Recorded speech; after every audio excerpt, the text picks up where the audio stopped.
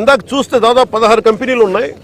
ఇందాక మనకి కొండబాబు గారు కూడా నేను ఒకటే చెప్తా ఉన్నాను, మనోహర్ గారికి కానీ సుధీర్ గారికి కానీ మేము అందరూ కూర్చోబెట్టి ఇందాక మన బోట్లు వెళ్తాం మాట్లాడుకున్నట్టు, it is not about one individual. Smuggling అలవాటు అయిన వాళ్ళు క్రిమినల్ యాక్టివిటీస్కి అలవాలం అయిపోతే tomorrow it will be RDX, tomorrow it will be weapons, tomorrow it will pose as a great threat for national security. చేతులు కాలేక ఆకులు పట్టుకున్నట్టు ఉంటుంది. బాంబే కూడా రిపీటెడ్గా అధికారులు ఇలా వదిలేశారు. ఆర్డిఎక్స్ లారీలు బస్తాలు వ్యాన్లు వచ్చేసి వెళ్ళిపోయినాయి. ఎంత కుదిపేసిందో తెలుసు మాకు. సో అందుకని ఇలాంటి ఇంకా ఆగాలి, ఇలాంటివి చెప్పాలనేది నేను ముఖ్యమంత్రి గారి దృష్టికి ఆల్రెడీ చెప్పాను నేను. సో మేము ఆ క్రమంలోనే ముఖ్యమంత్రి గారి ఆదేశాల మేరకు మేము కూర్చోబెట్టి క్యాబినెట్ మీటింగ్స్లో మేము కూర్చొని మాట్లాడుతున్నాం. దీని మీద చాలా కఠినమైన చర్యలు తీసుకోవాలి. అలాగే పీడీ యాక్ట్ పెట్టాలని పెట్టుకున్నాం.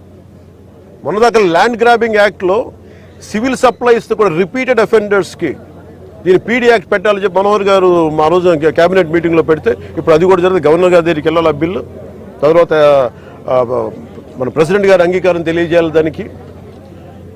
ఈ లోపు అన్ని వచ్చిన తర్వాత చేద్దాం అనుకునే లోపు ఇప్పుడు చూస్తే ఇంత మొత్తంలో పట్టుబడ్డప్పుడు మాకు ఖచ్చితంగా దీన్ని ప్రజల దృష్టికి తీసుకెళ్లాలి దీన్ని. ఎందుకంటే ఒకవైపు ఫీజు రీఎంబర్స్మెంట్లకి డబ్బులు లేవు,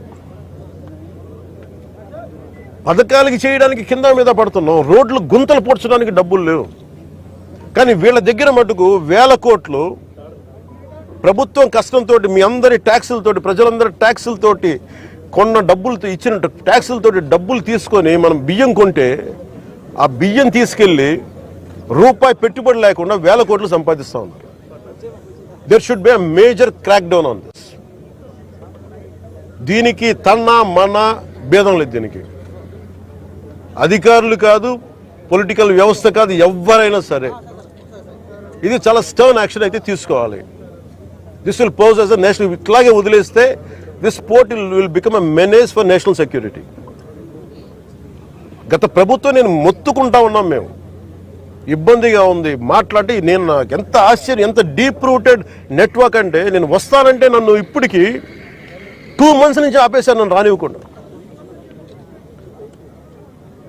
ఉన్నత స్థాయి అధికారుల దగ్గర నుంచి లేదు సార్, అక్కడికి వెళ్తే కొంచెం ఇది అవుతుంది సార్, ఎందుకు సార్ ఇప్పుడు కాదు సార్, తర్వాత సార్ ఇప్పుడు యాక్షన్ తీసుకున్నాం సార్, రిపీటెడ్గా చెప్తా ఉన్నారు నాకు. నిన్న విసుగొచ్చి ఒకటే చెప్పాను, పోలీసు వస్తారా రండి, లేదంటే నేను కూర్చోబెట్టి నేను కారులో నేను వెళ్ళిపోతాను, అధికారులు నా పక్కన రాకపోయినా పర్లా. ఈ నిర్ణయం తీసుకొని ఇక్కడికి వచ్చింది, ప్రజలకు తెలియాలి. ఇది కొండబాబు గారు కానీ, నాదెండ్ల మనోహర్ గారు కానీ, మనకి జిల్లా వైపు నుంచి కానీ మేము పర్యటనలో మేము పదే చెప్పాం. తూర్పుగోదావరి జిల్లా నాయకులు కానీ, ఎమ్మెల్యేలు కానీ, we gave a word to people. మేము ప్రజలకు మాట ఇచ్చాం, పారదర్శకత చూపిస్తాం, ఇలాంటి అవినీతిని, ఇలాంటి స్మగ్లింగ్ని మేము అరికడతామని. ఆ దిశగా చర్యలు తీసుకోవడానికి మేము ముందుకెళ్తున్నాం. అందుకని మీ దృష్టికి తీసుకొచ్చి దీంట్లో మీరు మిగతా ఇన్ఫర్మేషన్ మీకు ఇస్తాం. అలాగే దీన్ని ఖచ్చితంగా హోమ్ మినిస్ట్రీ దృష్టికి అయితే తీసుకెళ్తాను. Andhra is major hub for ganja and మీకు డ్రగ్స్ అయిపోయింది. ఇక్కడి నుంచి ఎంత డ్రగ్స్ వెళ్ళిపోయినా కూడా మనకు తెలియదు. ఈ రోజున కళ్ళ ముందు మొత్తుకుంటున్నాయి. అదే అడిగాను అందాక మన సెక్యూరిటీ అధికారిని, నీ కళ్ళ ముందు మీకు ఇది కనిపిస్తూ ఉంది, tomorrow it could be weapons also కదా అన్నాను. దానికి మీరేం చర్యలు తీసుకున్నారు బీయింగ్ ప్రైవేట్ పోర్ట్ అంటే? పాపం ఆయన ఏం చేస్తాడైనా, పిచ్చి మీద బ్రహ్మాస్త్రంలా ఉంటుంది. ఎవరి మీద వేటేయాలి? దీనికి కీలకమైన వ్యక్తులు ఎవరు? దీని వెనక ఎవరు కాపాడుతున్నారు వీళ్ళని? ఏ స్థాయి వ్యక్తులు కాపాడుతున్నారు? ఇవన్నీ చూడాలి. గత ప్రభుత్వం ఇప్పుడు ఈ వ్యక్తి కూర్చోబెట్టి చూస్తే మనకి ఏదో మన 16 కంపెనీస్ ఉన్నాయి, వీళ్ళు కోర్టులకు వెళ్తా ఉన్నారు. రైస్ ఎక్స్పోర్ట్ జరగాలి, మీరు ఎనీథింగ్ ఈజ్ పారదర్శకంగా మీరు చేస్తే ఇబ్బంది రాదు. కానీ దీనిని అడ్డగోలుగా పెట్టుకొని ఈ ప్రభుత్వం ఏమి చేయదంటే మటుకు చాలా బలమైన చర్యలు తీసుకుంటాం.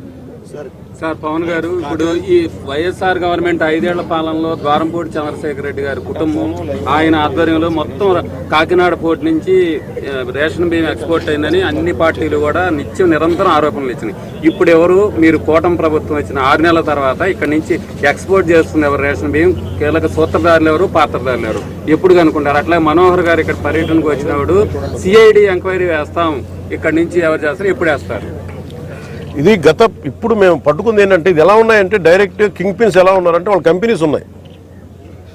వీళ్ళు ఎలా అంటే ఇది ఒక కార్టెల్ ఇది.